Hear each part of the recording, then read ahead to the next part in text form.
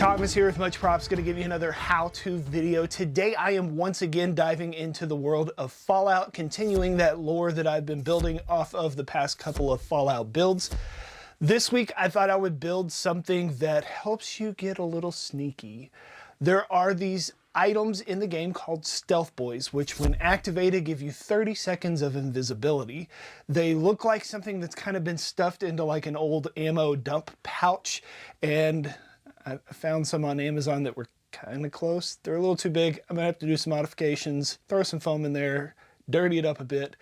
That's what the game plan is. Today we are building a Stealth Boy from Fallout 4 out of foam and legit stuff. Let's get to building.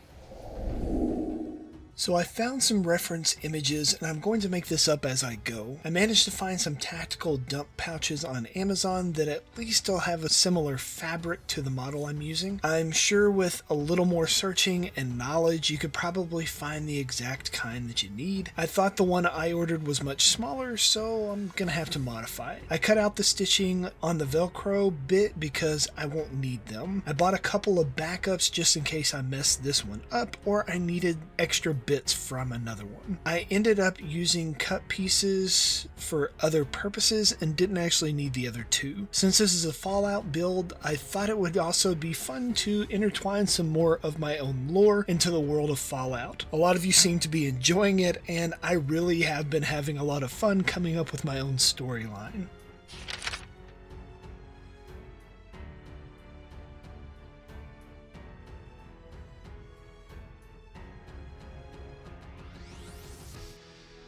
Our cosplay-making vault dwellers are on the road headed towards Diamond City. They have helped find Enclave spies in the settlements of Goodneighbor, Far Harbor, and the Forge. For those of you catching up with the duo, they were tricked for several years by Vault Tech in experiments much like that of other vaults. Vault Much Props was a vault of two dwellers who were charged with making costumes which, unbeknownst to them, were used for Enclave spies to infiltrate settlements and hold a covert power over the entire wasteland. Now freed from the vault, equipped with their binder of builds, the costume making pair are ready to right their wrongs one community at a time.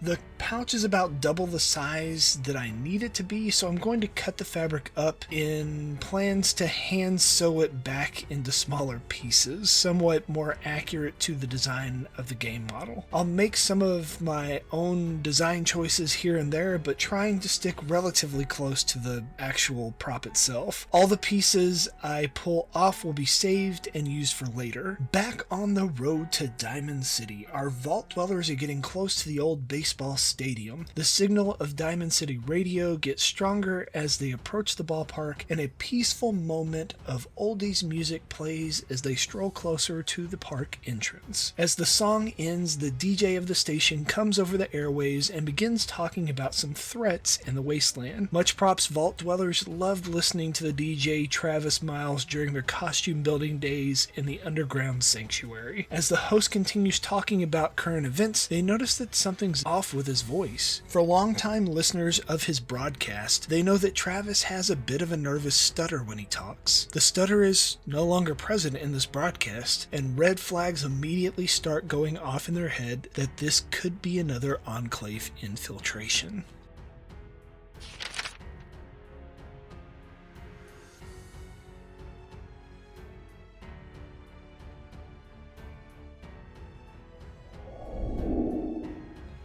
Using my leather making kit, I pull out some thread and a needle to stitch up the sides with the stitching showing just off the edges. I temporarily pin the folded edge with some safety pins and spend the next hour or two hand stitching through some thick layers of fabric. I use some pliers and an awl to punch through the thick tactical fabric and get the pouch closer to its final shape. My hat's off to those of you who hand stitch stuff. My fingers are so sore from the repeated pulling tight of the thread and the numerous stabbings of my fingers with the needle.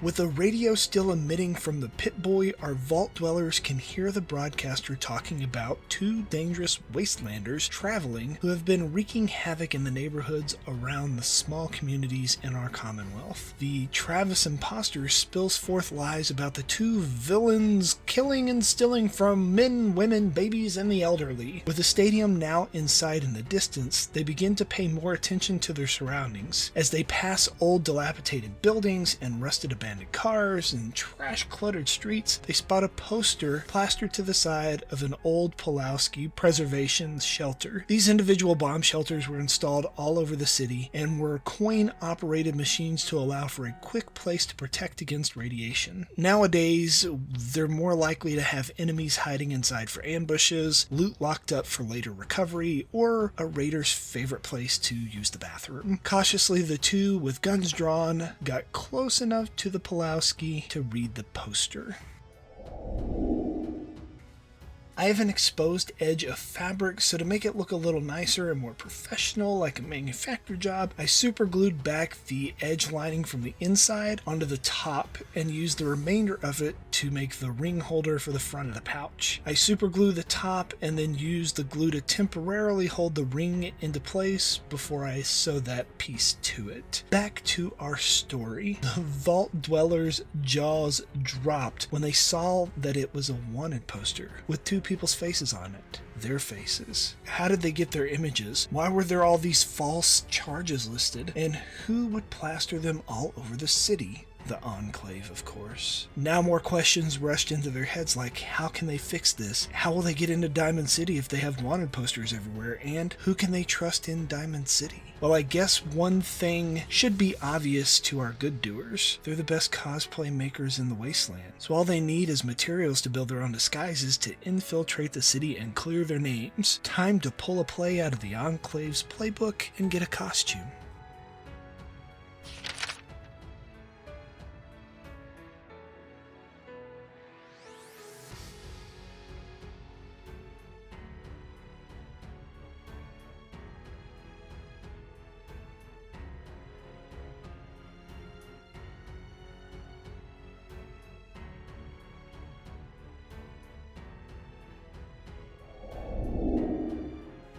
The side has a little cutout in the fabric for a cable to plug into the side of the Stealth Boy. I put a piece of foam on the inside of the pouch to give me a surface to push up against while I am cutting out the square with a sharp hobby knife. Once cut out, I heat the edges with a small blowtorch to singe the fabric ends closed. Our costume making duo digs into their Vault Tech backpacks and try to come up with a plan. As they thumb through the random stack of knickknacks and junk, they find a single Stealth Boy. Not exactly sure how helpful only one will be, but they come up with a plan to scope out Diamond City's interest in a nearby building. Of course, for most Stealth Boy users, it's a one-time use. The amount of energy consumption only allows for about 30 seconds of invisibility cloak and then it's done. Luckily for our Vault Dwellers, they also have a hacked fission core that can recharge it. So the two post up and study the guard's schedule and interest protocols for getting into Diamond City, which, for the most part, the gate remains closed most of the day.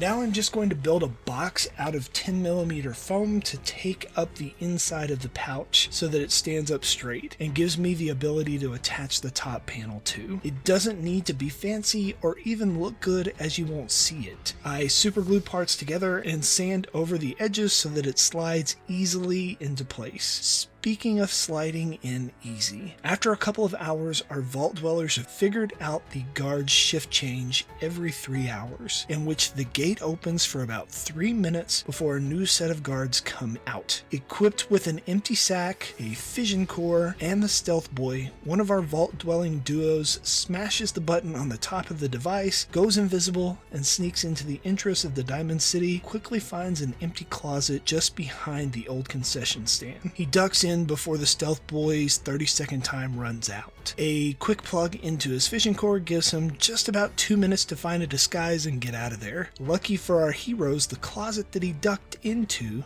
has a set of lockers with a spare guard suit in them. He stuffs them into his backpack, unplugs the fishing core, and pushes the button for another 30 seconds of invisibility. Popping out of the closet, he looks ahead to see the large gate doors slowly closing in front of him. In a dead sprint with exactly 30 pounds of gear, he narrowly slides under the gate before it slams behind him shut.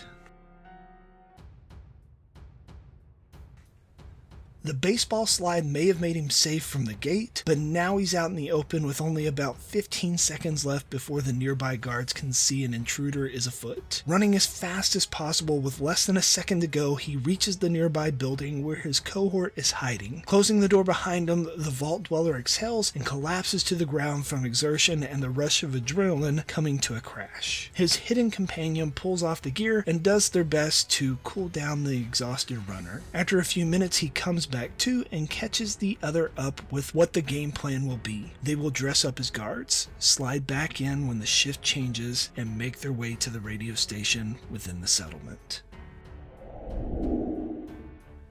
The box slides in nicely to the pouch, and now I need to make the top of the stealth boy. It looks pretty simple in that it's just a rectangle with a couple of random circles glued onto it. So I take a piece of 6mm foam, draw an outline slightly larger than the box itself, and cut it out. Then it's just a process of cutting out recesses, gluing it back smaller parts in the recessed areas, and beveling edges with a rotary tool. Make sure to wear a respirator and work in well-ventilated areas so that you don't breathe in the particles. Our undercover vault dwellers put on the guard attire, which is basically a cobbled together mix of baseball gear, rebar, and a gas mask. Fully geared up, they slide into the city under the cover of night during a shift change and make their way to the glowing DCR neon sign in the back of town. The radio station at night is on a playlist with no DJ. The vault dwellers know this from their years of hearing Travis sign off at the end of a day shift. With a quick picking of the lock, the two have a place to hide for the night and make plans for the morning shift imposter.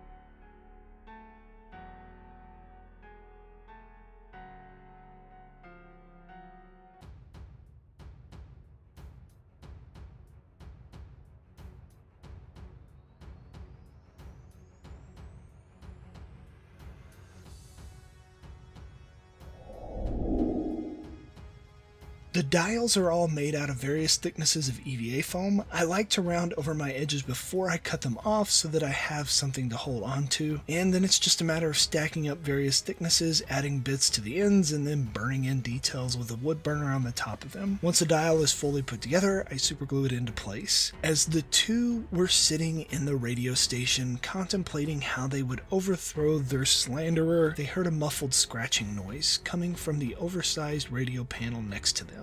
With guns drawn, they opened the panel door, and much to their surprise, they found Travis Miles tied up and gagged within the cabinet. They untied him and gave him a second to gather his thoughts. He then proceeded to tell them that the imposter beat him up and stuffed him into a panel much like a bully in high school. He'd been stuck in there for several days. He could hear the imposter talking to someone on a different bandwidth shortly before they came into the station. He said something about big plans to move some heavy artillery weapons into Diamond City. Travis also let them know that the imposter always carries a powerful alien blaster pistol that can kill a Deathclaw in one shot. This would definitely play into the best way to take him down safely.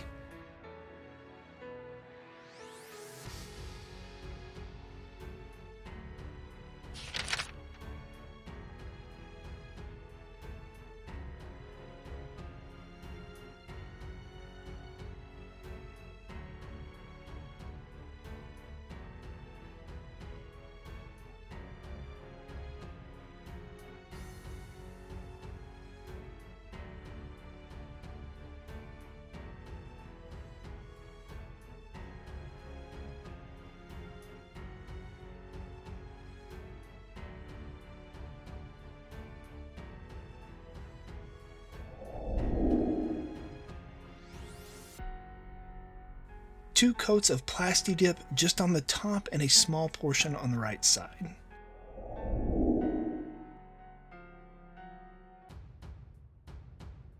Now a base coat of some flat gray primer spray paint.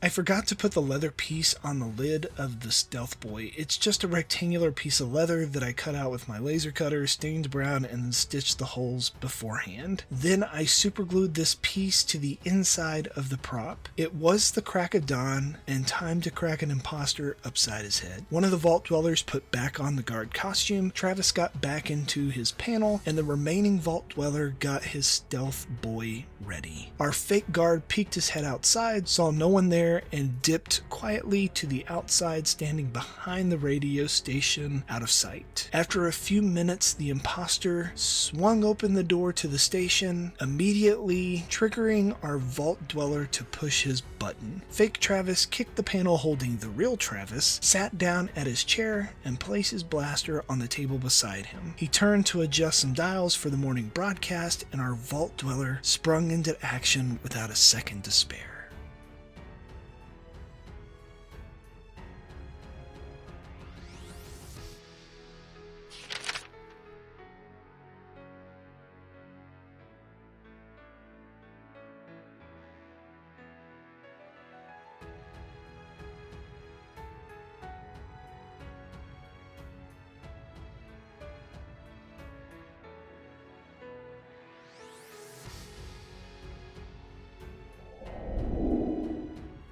Now I'm just going to hand paint the bits on the top that need to be black, red, or a darker gray with some acrylic paints and an unsteady hand. This doesn't have to be perfect, as it'll get a lot of weathering once it dries. The invisible Vault Dweller lunged for the imposter's gun just as his Stealth Boy ran out of juice. With the alien blaster in hand, the Vault Dweller yelled, "Freeze!" which of course caused our imposter to jump to his feet to run to escape. This was Travis's cue to push open the panel, which smacked the fleeing Enclave spy right in the middle of his forehead, knocking him unconscious. They tied him up and shoved him in the same panel Travis had been trapped in for days. Meanwhile, outside, a person was seen walking towards the station. Just before the commotion, and upon hearing the word freeze followed by a thud, he turned and ran in the opposite direction. Our disguised guards standing duty outside only got a short glance of the person running away. Most notably was that one of the legs of the possible assailant was missing, and in its place was a rusty prosthetic Jim's limb foot.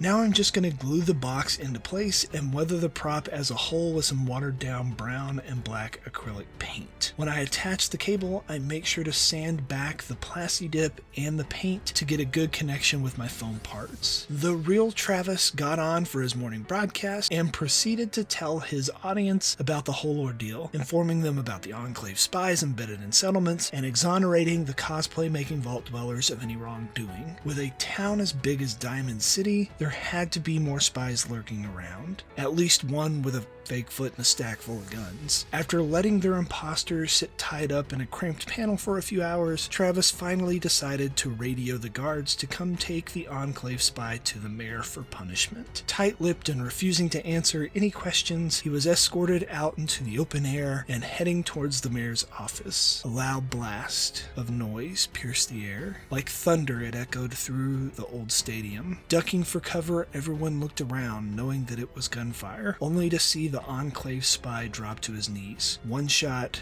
straight through, dead. No one could pinpoint where the shot came from, but from the sound of it, the shooter had to have been quite a distance away, potentially on the stadium roof, and before anyone could make it there, he was gone. Guess our imposter's secrets are gonna remain secrets for now.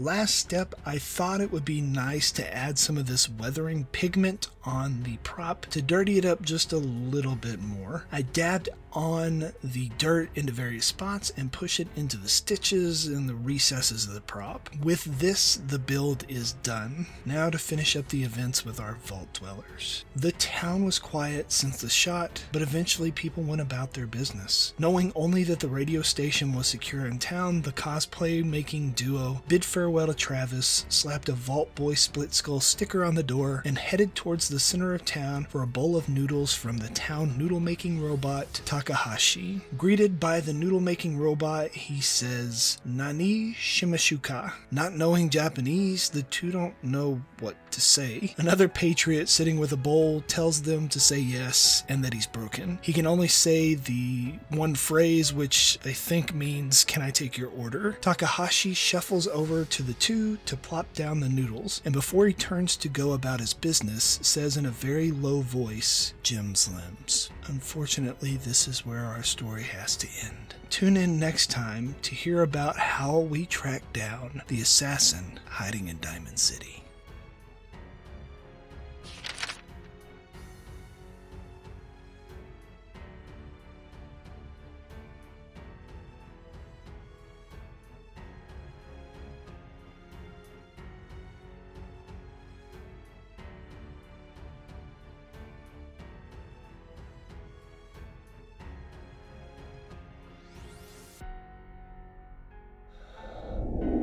And we are finished. Here is the end result. I love the way this thing turned out. It looks legit. It feels legit. The only thing that it's missing is weight, but I don't really want to add a whole bunch of weight to it if it's going to be worn, which these little snaps make it very easy to go on and off of a belt.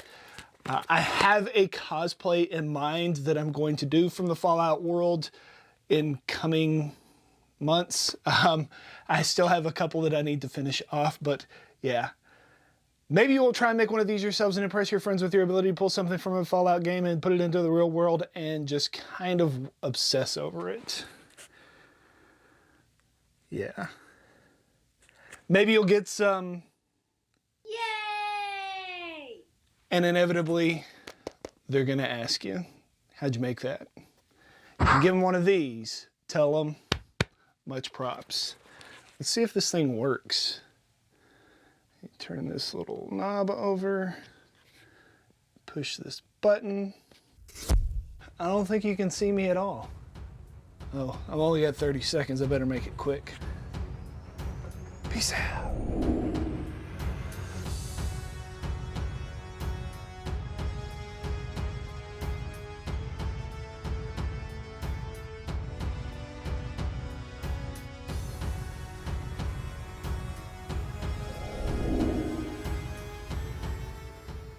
If you enjoy what I do here on YouTube and want to see more builds like this one, please consider joining these awesome people listed here with me over on my Patreon to build a bigger, better, more creative community together.